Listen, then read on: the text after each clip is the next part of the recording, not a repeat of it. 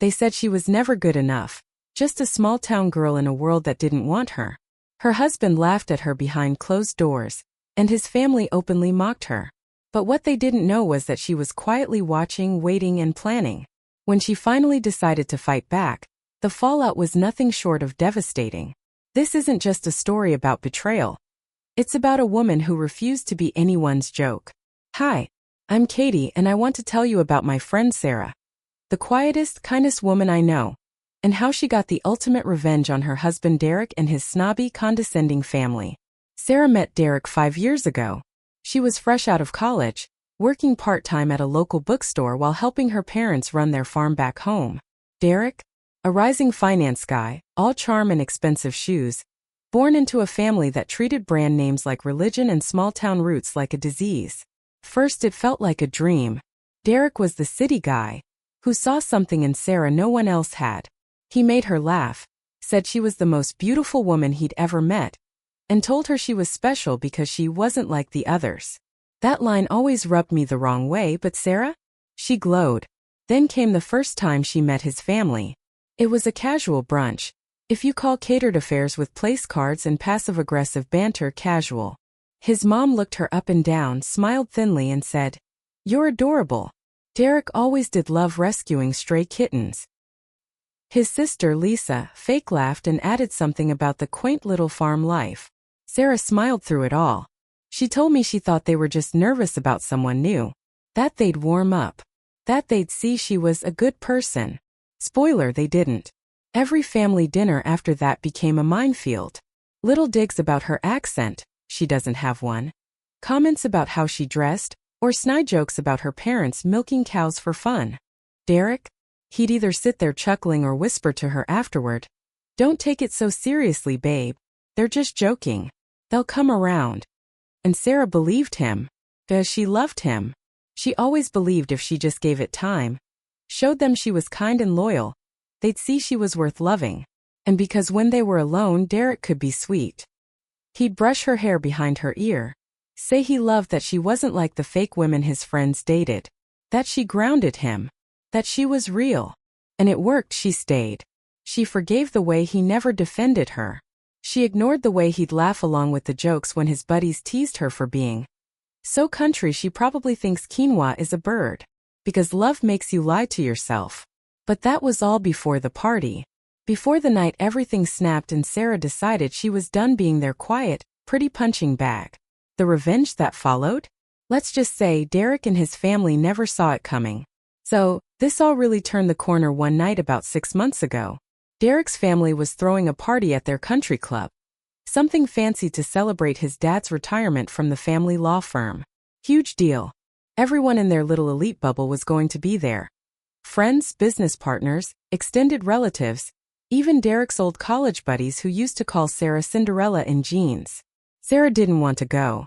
She had that feeling in her gut, the same one she used to get as a kid when she'd walk into a class unprepared for a test. But Derek insisted. He said it was important. Said his family really wanted to see her again. He made it sound like a gesture of goodwill, like maybe they were finally ready to accept her. So she went. And she looked stunning. She wore this sleek emerald green dress that hugged her waist perfectly. Minimal makeup.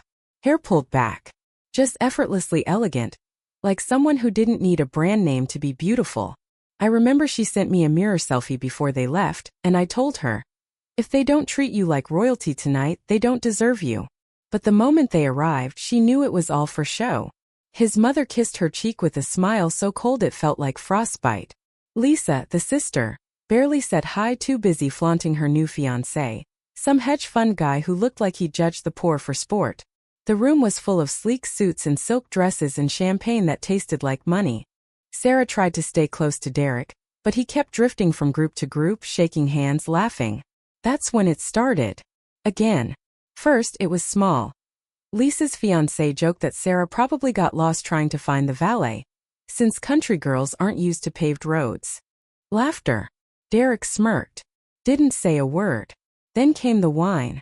More drinks, more confidence, more cruelty. Someone made a joke about Sarah probably churning her own butter. Another about her being Derek's little charity project. His aunt. God, this one still makes me sick. Leaned in and asked if Sarah had ever even heard of caviar before Derek. That one got a full laugh from the table. And Derek? He laughed too. Loud. Sarah froze. I wasn't there, but she told me later it felt like the whole room blurred out, like time slowed down, and she could hear that one laugh louder than anything else in the world. His laugh. He didn't say a single word to defend her. Not once. Just kept sipping his drink, arm lazily slung over her chair like she was an accessory, not a person. The moment that broke her? His mother clinked her glass and made a toast. To Derek for always thinking with his heart. Even if it means bringing home strays. Even if it means bringing home strays. Sarah smiled. She said thank you. She sat there composed until the night ended. Until they were in the car. Until Derek leaned in and said, "You know they don't mean it. They just like to tease. Don't be dramatic." And that was the moment the switch flipped. Not because of what they said, but because she finally realized it wasn't them who were the problem. It was him. When Sarah told me everything that happened that night, she didn't cry. Not even a tear. She just sat on my couch, hands folded neatly in her lap, staring at her tea like she was watching her whole marriage swirl around in the steam. Her voice was calm. Too calm. And that's when I knew this wasn't heartbreak. It was clarity. For years, Sarah had convinced herself that Derek was good. That he just didn't know how to handle conflict. That he was caught between the woman he loved and the family he came from. And that, in time, love would win out. She believed that the problem wasn't him, but his upbringing. His environment. His fear of confrontation. But that night at the party, sitting at that long gleaming table full of cruelty and couture, she saw the truth. Derek didn't defend her because he didn't respect her. She wasn't his partner. She was his safe option. The beautiful, kind, quiet girl he could show off without having to worry she'd outshine him, challenge him, or, God forbid, make his family uncomfortable. She wasn't his equal. She was his prop. His mother saw it. His sister saw it. And worst of all, Derek knew it too. And suddenly everything made sense. The way he'd say "you're too sensitive" every time she flinched at a joke. The way he'd brush off his friends' remarks with, "They didn't mean it like that." The way he'd praise her for being low maintenance like it was a compliment, not a dismissal. Sarah started remembering every family event. Every backhanded compliment. Every little moment where she swallowed her pride, painted on a smile, and told herself it wasn't worth making a scene. But it was worth it. Every jab chipped away at her. And that night something inside her snapped, and then set. She didn't yell at Derek. Didn't throw a fit. Didn't cry in the car. She just went home, took off her dress, removed her earrings, and went to bed. Calm. Cold. She told me. I've never felt more awake. That was the night Sarah decided she wasn't going to walk away quietly. She wasn't going to beg for respect anymore. She was going to take it. And she was going to make them feel exactly what she had: humiliation, confusion, and the sharp sting of being completely underestimated. That was the night Sarah started planning her revenge. And oh God, she did it brilliantly. You know what's terrifying? A smart, quiet woman who's done being nice. Sarah didn't explode. She studied. She watched. She let Derek go on thinking everything was fine. The day after the party, she thanked him for the lovely evening. She kissed him goodbye as he went off to work. She even texted his mom a photo from the event and said, "So grateful to be part of the family." Derek had no clue what was coming. Because while he was busy playing the golden boy and letting everyone mock her dignity, Sarah was mapping out a plan that would dismantle everything he took for granted. Her revenge started with one simple realization. Derek's family cared more about image than anything else. Not love. Not kindness. Not loyalty. Just status. The appearance of perfection. Social circles. Reputations. So Sarah decided to go for the jugular, their reputation. And it began with a favor. Sarah had a friend, let's call her Jules. A low-key tech wizard who used to do PR cleanups for influencers and minor celebs. You know the type: scrub your digital past, bury the bad headlines, make you look like a saint online. Well, Jules owed Sarah a huge favor. And Jules delivered. First step: background checks. Deep digital scrapes. Public records.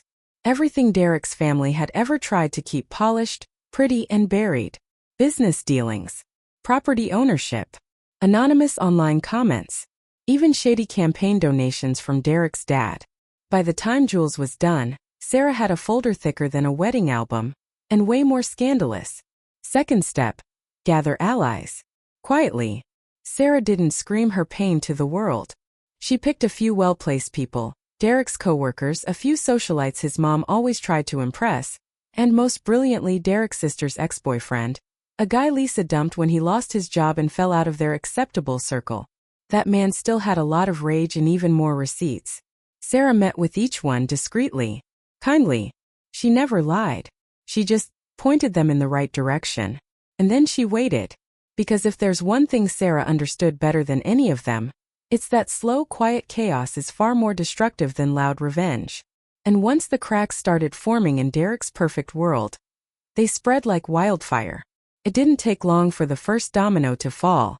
About 2 weeks after Sarah started her quiet little campaign, Derek's dad, Mr. Big-Time Attorney, got called out during a local fundraiser. Some whispered questions about a shell donation to a controversial political group suddenly made their way into the wrong hands. Or, depending how you see it, the right ones. A small blog picked it up first, but it was quickly reposted by a community watchdog account on Instagram with a decent following. Then a local paper got curious. By the end of the week, Derek's dad was issuing a clarification statement on behalf of the family firm. Sarah never shared the info herself. That's the brilliance of it. She just nudged people who had reason to care. Let the truth do its own dirty work. Next came Lisa. Remember Lisa? The sister who looked down on Sarah like she was a bug in a bargain dress? Well, turns out Lisa's fiancé was deep in debt.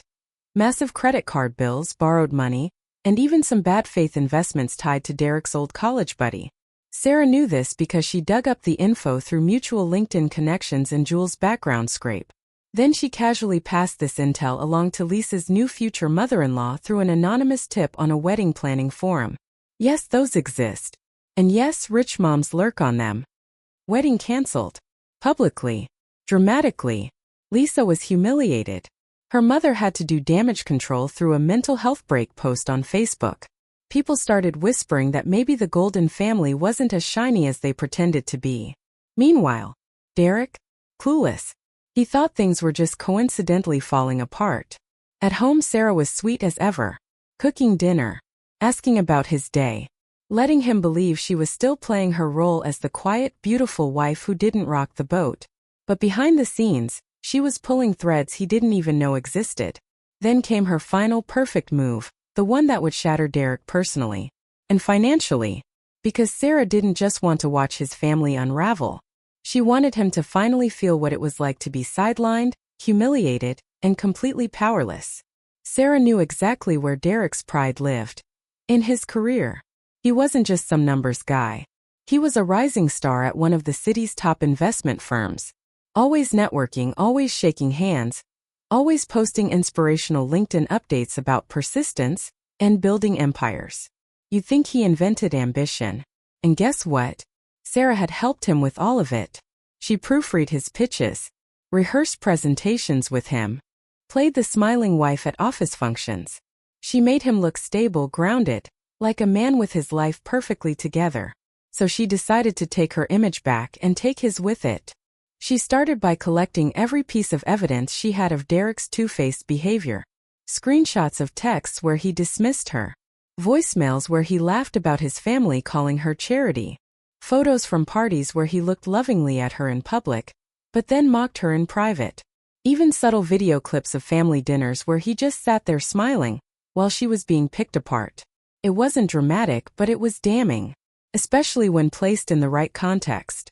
Then she made a private, anonymous blog, nothing flashy, just a personal account of a woman married to a man who used her for image while allowing his family to emotionally torment her. She never named Derek outright.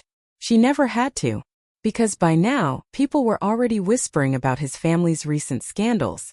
Sarah's story, vague but painfully real, was just the missing puzzle piece. The blog spread like wildfire among the wives and girlfriends of Derek's industry circle. The women who were always ignored at networking events. The ones who saw themselves in Sarah's quiet endurance. It became the link passed around in DMs. And then somehow, wink, it landed on the desk of Derek's firm's HR department. You see, Sarah knew something else too. Derek had been dating a junior associate before they married. And technically, their relationship overlapped with Sarah's early months with him.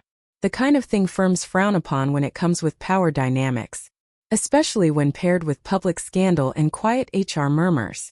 He was quietly pulled into a meeting, then another. No firing, but no promotion either. His name suddenly stopped appearing in the firm's press releases. Projects he was leading got reassigned.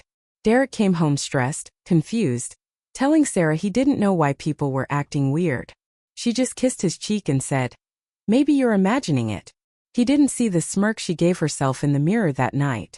Because this wasn't just revenge. This was correction. She was balancing the scales, one silent move at a time. By this point, Derek was unraveling, and he didn't even realize Sarah was holding the string. His family was in damage control mode. His dad had stepped back from public boards. Lisa had turned her Instagram private and was suddenly healing through travel, which looked suspiciously like hiding out in Tulum. The family's name wasn't ruined, but the shine was definitely wearing off. Meanwhile, Derek kept walking around the house like the storm was happening to him. Everyone's overreacting. I've done nothing wrong. It's just a rough patch. Every family has them. Sarah would nod. Make him tea. Lay her head on his chest like nothing was wrong. But inside, she was building something much more devastating than gossip. You see, Sarah had something else in her back pocket, something she hadn't even told me until recently. She had savings. Derek thought she didn't. That she had handed over all her financial independence when she married him, because she never challenged him on anything. He assumed she relied on him for everything. But Sarah had been quietly freelancing for years, ghostwriting, editing, even selling short stories under a pen name. And she'd tucked every cent away. Not just for herself, but for the exit. So one morning, while Derek was still snoring off his third whiskey night in a row, Sarah packed up 2 suitcases. She took her laptop, her files, her jewelry, and a tidy folder of documents. Every shared bank account, every investment she'd helped build, every lie he'd ever told in writing. And she left. No dramatic goodbye. No handwritten note. Just a sticky note on the mirror that said, "You always said I was too quiet. Turns out I was just listening." Then she drove away. And Derek? He called me 3 hours later in a full-blown panic. He wasn't worried she was hurt. He was terrified someone like her, someone so sweet, so soft, would dare to leave him. But oh, Derek, she wasn't done yet. When Derek called me that morning, his voice was this wild mix of confusion, panic, and wounded ego. Not once did he say, "Is she okay? Or did I hurt her?" No, he said, "Katie, did Sarah say anything to you? She just left." Like just left. Who does that? I wanted to laugh.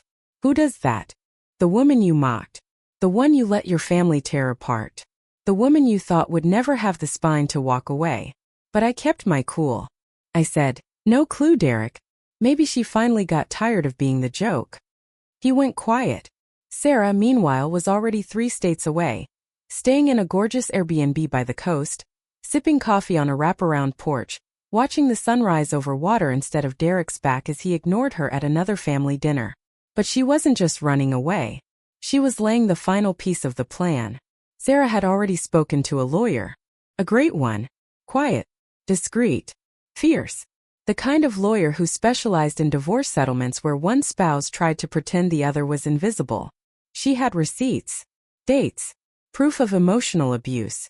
Witnesses who had seen the family mock her, belittle her, heard the jokes Derek laughed at. Screenshots of conversations where he admitted things were said but told her to let it go. And the thing is, Derek wasn't abusive in the typical headline-grabbing way. But that's what made it more dangerous. He made her question her own worth.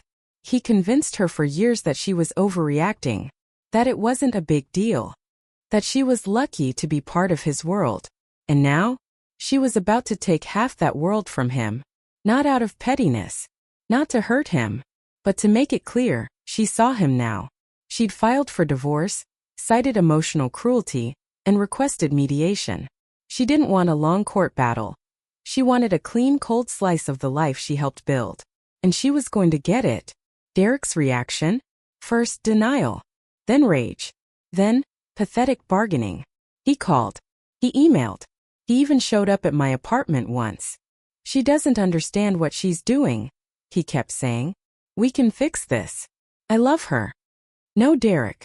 You loved the version of her that stayed quiet while your mother called her a stray, and your friends laughed about farm girls. You don't love someone if you only love the silence they give you. And Sarah? She was done being quiet. The thing about Derek? He never thought she'd actually follow through. Even when she filed, even after the lawyer reached out, even after the separation agreement was drawn up, he still believed Sarah would come back. That she'd crack. That she needed him more than he needed her. So when Sarah refused to take his calls, refused to show up to any let's talk it out lunches, and refused to play the part of the heartbroken wife, he started unraveling fast. He began posting vague, melodramatic captions on Instagram about being blindsided, and realizing too late. Then came a photo of him looking out over a city skyline like some rejected rom-com character with the caption, "Sometimes the quiet ones break you the loudest." Sarah and I laughed so hard we cried. But here's where it got even better. Because Derek's family? They blamed him. Not because they suddenly grew hearts. No. Because Sarah leaving without a word embarrassed them. She was the only thing keeping up the illusion that Derek had his life together. She was the woman who made him look polished at dinners, stable in front of clients, normal at fundraisers. And now? They were being whispered about at cocktail parties and side-eyed by their charity friends. Derek's mom even reached out to Sarah. Yes, the same woman who once called her a stray. She sent this sickly sweet email saying how deeply saddened they were and how Sarah was always like family, and how they hoped for reconciliation and healing. Sarah forwarded it to me with one line. Healing? From what? Being tolerated like a fashion risk. But Sarah wasn't interested in rage anymore. That part was over. What came next wasn't about revenge. It was about freedom. She signed the final papers. Clean split. She didn't ask for more than what was fair, didn't try to ruin him publicly, didn't even respond to the performative apologies. She just took what was hers, walked away, and left Derek to stand in the ruins of the carefully curated life she had propped up for years. But the real mic drop. Sarah had one final card left, and she played it the day the divorce was finalized. So here's the part where Sarah absolutely ended him, and never even raised her voice. You remember how Derek and his family loved their image? The perfect appearances, the Instagram-worthy brunches, the charity galas with polished smiles and soft piano music in the background? Yeah. Sarah knew that world inside and out. And she knew how to break it without making a sound. On the day the divorce was finalized, Derek was expecting silence. He thought that was the end of it. That she'd disappear, maybe move on quietly, maybe post a vague quote about growth and healing. Something subtle. Instead, Sarah published a personal essay under her pen name. The title? The Trophy Wife Who Refused to Stay Polished. No names. No direct accusations. Just a haunting, beautifully written gut punch of a piece that walked readers through what it's like to marry into a world that wants to display you, not know you. She detailed the tiny humiliations, the pretty cage, the man who told her he loved her while standing silently beside people who laughed at her pain. The essay went viral. It hit a nerve. Women shared it. Book clubs read it. Podcasts quoted it. Even a few influencers reposted it with captions like, "This one gutted me." And slowly people in Derek's circle started putting two and two together. A few LinkedIn contacts unfollowed him. A couple of potential clients quietly withdrew from deals. His firm didn't fire him, but he was definitely no longer the rising star. His team shrank. His visibility dropped. Newer, shinier candidates were promoted ahead of him. And Derek? He knew. He couldn't say anything.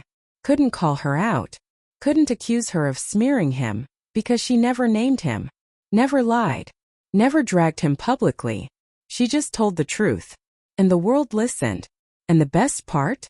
Sarah didn't even need the attention. She didn't chase it. She never claimed credit. She let her story float. Anonymous but powerful. Like a ripple in still water that just kept spreading. That essay wasn't about destroying Derek. It was about reclaiming herself. The quiet girl they all underestimated. She became a force. After the essay went viral, I saw a change in Sarah that no one else really noticed at first. She started doing things for herself. Not for Derek. Not for his family. Not even for me or her friends. She took a small apartment downtown, filled it with plants and books and cozy light. She got a dog. A scruffy little rescue she named Moxie. Fitting, right? She went back to writing full-time. Even launched a newsletter that quickly built a loyal following. It was about empowerment, quiet strength, and finding your voice in a noisy world. More importantly, Sarah stopped apologizing for being exactly who she was. Gone was the girl who smiled through insults. Gone was the woman who forgave lies. She didn't entertain anyone's pity or try to convince anyone she was worthy. She simply was. And you know what? People noticed. People wanted to work with her. People wanted to know her story. Invitations came in from podcasts, book fairs, even an offer to speak at a women's leadership conference. Sarah's light didn't just survive the darkness. It grew because of it. And as for Derek? He became a quiet background noise, a reminder of a chapter she closed and never reopened. The woman who once was seen as not good enough became a symbol of strength for so many others who felt small and unseen. It's wild how life works. Looking back on everything Sarah went through, it's clear she learned some tough but invaluable lessons. First, love doesn't look like silence or submission. Real love means respect, protection, and standing up for each other. Even when it's uncomfortable. Sarah thought she loved Derek. She thought he loved her. But what she had was a performance, a carefully choreographed dance where she played the part of the perfect wife, and Derek played the part of the successful husband. Second, family is complicated, sometimes toxic, and sometimes the people who are supposed to have your back are the ones holding you down. Sarah realized she couldn't change Derek's family, or even Derek himself, but she could change her story. She drew new boundaries. No more tolerating insults, no more making excuses for others' cruelty, no more pretending it was just jokes. Third, strength isn't loud. It's quiet. It's steady. It's knowing your worth and never settling for less. Sarah's revenge wasn't about screaming or breaking things. It was about reclaiming herself piece by piece and making sure the people who underestimated her felt the weight of that power. And finally, Sarah learned that sometimes the best revenge is the life you build when you walk away. Now Sarah's life looks nothing like the one she had with Derek. She's happier, freer, and surrounded by people who truly value her. No more awkward family dinners filled with passive-aggressive comments. No more pretending to be someone she wasn't. She's even started dating again on her terms. No rush, no pressure, just genuine connection. And when she talks about love now, it's with confidence, not fear. Sarah's story isn't just about revenge. It's about rebirth. About finding your voice when the world tries to silence you. I've seen her grow into someone who doesn't just survive but thrives. And honestly, I couldn't be prouder. One of the things Sarah often says now is that she wishes she had spoken up sooner. Not just to Derek but to herself. She spent years doubting her feelings, questioning her worth, and letting others define her. But when she finally found the courage to speak her truth, quietly, firmly, and unapologetically, it changed everything. She hopes her story can inspire other women in similar situations to recognize the signs, to trust their instincts, and to know that they deserve respect and love, not just tolerance. No one should ever have to settle for being anyone's quiet joke. Sarah's journey is a reminder that sometimes the hardest battles are fought in silence, and sometimes the fiercest victories come without raising your voice. Looking back, Sarah's story is more than just a tale of betrayal and revenge. It's a lesson for all of us who have ever been made to feel not enough, not good enough, not pretty enough, not smart enough, not worthy enough. Sarah finally realized that no one has the right to treat you like a second-class citizen. Not a partner, not family, not even yourself. Her revenge wasn't about tearing Derek down. It was about building herself up so high that no one could ever look down on her again. If there's one thing I hope everyone takes from this, it's this. Don't let anyone dim your light. Don't accept scraps when you deserve the whole table. And never ever settle for being someone's punchline. Sarah's strength reminds me every day that the quietest voices can have the loudest impact. And honestly, I think her story is just getting started.